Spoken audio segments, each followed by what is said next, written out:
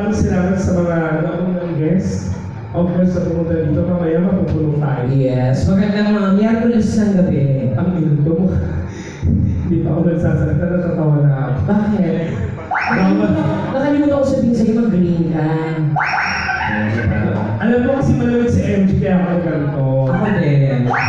Kung alam ko yung magaganyan ka, alam mo naman bawal mag-ura dito, pero tangina mo mukha akong busog na paro. Wala ka pa yan.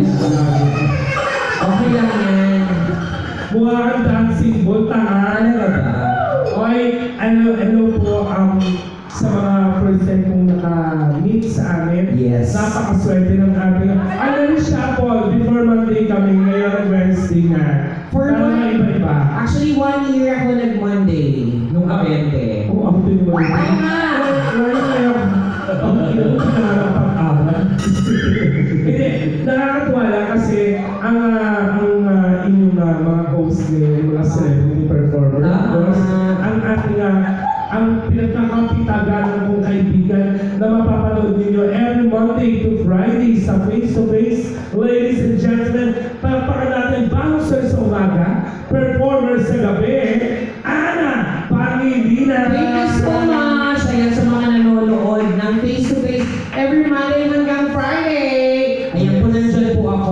And of course, hindi lang po ako ang kasama ng celebrity host. Andito rin po si Alan Diaz. Yes, Ayan. from Rated K. Rated K. Ayan po. Ay, hindi na magpapicture. Parang tumaas naman tayo. 150 lang. Kaya nga parang gago si Diwata, napaka, alam mo, gigigil ako sa kanya. Bakit?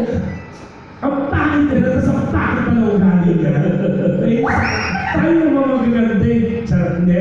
Once na ito kasi, katulad ko, napanood po ako minsan sa Mission Possible Yes. Julius Babaw. Oo. And then, oy, wag mo na papakita yung yung Mission Possible, wag mo na papakita. Ni Julius Tapos, Babaw. yung life story ni Police na napanood nyo rin po sa paano kita mapapasalamatan ni Julius Santos. At syempre, kamakailan na lumabas ang aking life story sa Rated K.